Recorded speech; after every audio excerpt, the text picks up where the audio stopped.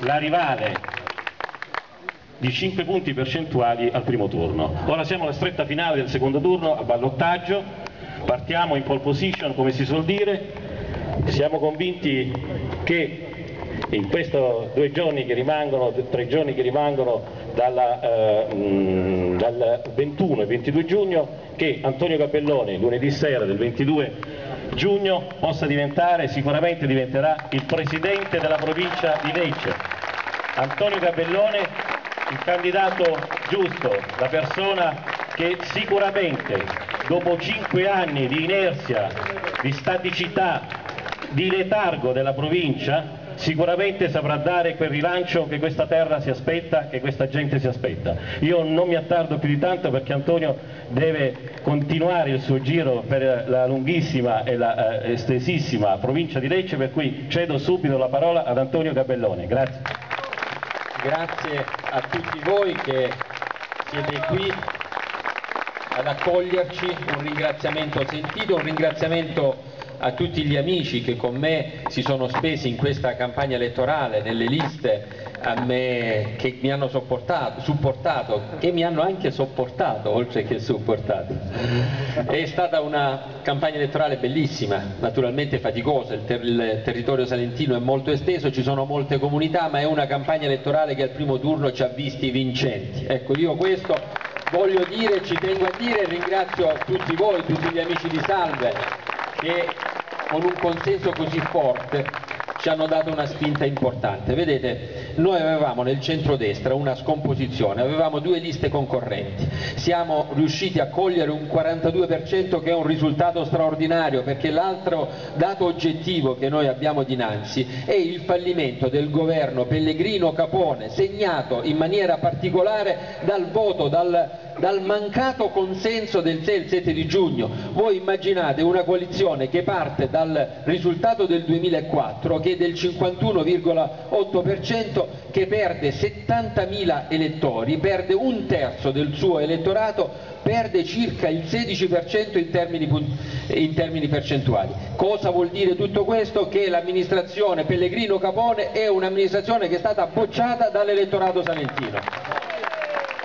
Noi riusciamo, nonostante, ripeto, 2 liste concorrenti, ad avere quei 5 punti di vantaggio che sono importanti perché segnano una svolta nelle campagne elettorali che hanno caratterizzato le elezioni provinciali negli ultimi 10 anni. Un centro-sinistra che vinceva sempre al primo turno, che non aveva necessità del ballottaggio, oggi non solo viene indotto al ballottaggio ma ci arriva in seconda posizione, in secondo ordine. Questo è un fattore, un elemento anche psicologico molto importante, ma è evidente che i tempi ordinari, i 2 tempi regolamentari si sono conclusi, c'è la necessità di andare ai supplementari e rispetto ai supplementari non ci sono ulteriori possibilità. Quindi noi dobbiamo vincere, noi ci dobbiamo impegnare per far sì che il 23 di giugno questa provincia abbia un nuovo presidente, che sia un presidente di centrodestra, che possa rappresentare finalmente una svolta, una discontinuità rispetto al passato, un governo che ha dormito,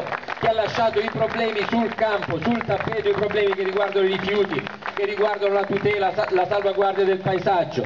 Noi stiamo vivendo nella parte centrale del Salento un momento di grande difficoltà. Questi sono paesi che vivono soprattutto nel periodo estivo di turismo, che devono mettere in risalto le loro bellezze, che devono mettere in risalto le loro coste, il mare splendido, un entroterra eccezionale. Come ci presentiamo a tutto questo? Con i camion della spazzatura che sono fermi a Poggiardo perché non riescono ad essere svuotati, e i sindaci che, a detta del candidato presidente del centro-sinistra, i sindaci sono responsabili di questa situazione perché non raccolgono le immondizie, perché sono impazziti, a un certo punto le lasciano per strada e dicono tenetevele nei vostri paesi. È evidente che non è vero questo, che c'è una provincia che ha dormito, nonostante le sollecitazioni che anche grazie a Giovanni Siciliano, ad Antonio Gabellone, che erano presenti in Consiglio provinciale, noi abbiamo dato già da anni, perché dicevamo guardate che le discariche si riempiono e gli impianti non sono pronti. E questo non è possibile, Vendola dorme, voi dormite e qui ci addormentiamo tutti e i problemi restano sul campo, e così è stato. Allora noi dobbiamo oggi votare centrodestra, questi sono i motivi, le motivazioni perché crediamo che il Salento meriti miglior fortuna, che il Salento meriti una opportunità diversa, che il Salento abbia bisogno di crescere, abbia bisogno di valorizzare i giovani, le risorse, le professionalità che sono presenti sul territorio, da cui questa provincia, il suo presidente, la sua vice, la giunta, i consiglieri di maggioranza sono stati assenti. E questo sarà il tratto saliente della nuova amministrazione provinciale. Noi ci impegniamo a tornare qui, a tornare a Salve, come torneremo negli altri comuni, perché vogliamo interloquire in maniera decisa col territorio e vogliamo quindi costruire un progetto di Salento che sia quanto più rispondente a quelle che sono le esigenze del territorio.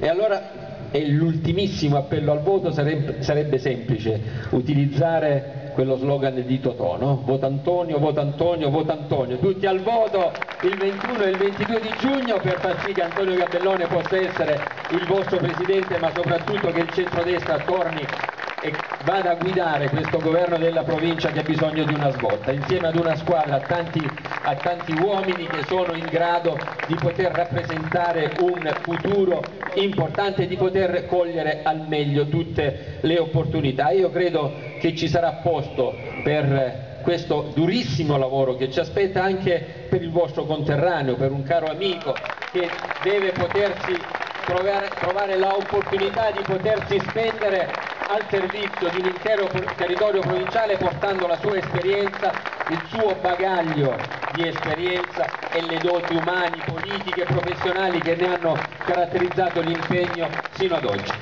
Per tutti questi motivi io vi invito non solo ad andare al voto, la vostra presenza è importante ed è sicuramente un segno tangibile che voi siete indirizzati verso di noi, ma è necessario fare di più, è necessario convincere quegli amici, quei parenti, quei conoscenti che ancora non hanno deciso, che non hanno deciso neanche se andare a votare. Bene, bisogna dire che bisogna andare a votare, perché il voto significa esprimere anche attraverso uno strumento di democrazia una propria scelta e noi non possiamo e non dobbiamo delegare ad altri questa opportunità. Quindi tutti insieme il 21 e il 22 di giugno Antonio Gabellone per la provincia di Lecce. Grazie.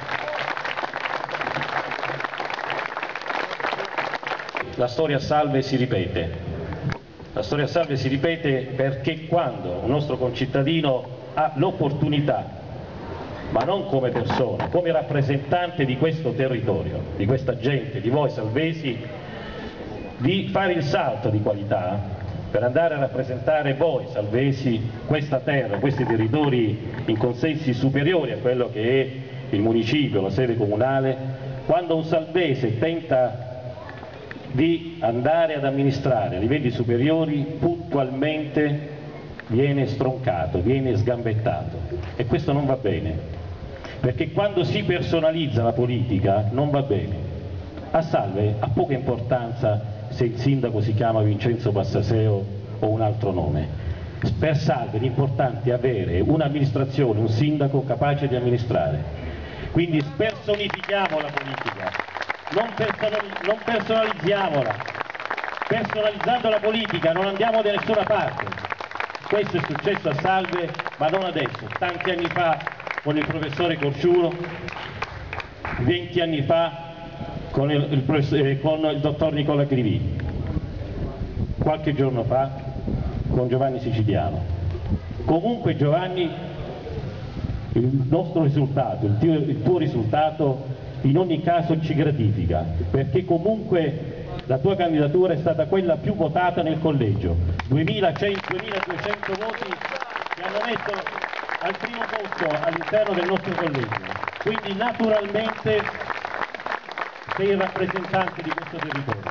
È vero, per un gioco, io direi anche perverso, per un gioco strano di come vengono eletti i consiglieri all'interno del Consiglio provinciale, in prima battuta non potrai sedere negli scani, occupare gli scani della provincia. Questo sì, ma per un gioco perverso, perché secondo noi ogni collegio deve avere il suo rappresentante, e chi meglio del candidato che riesce a raccogliere più voti all'interno del collegio può rappresentare dignitosamente questa terra, questa gente.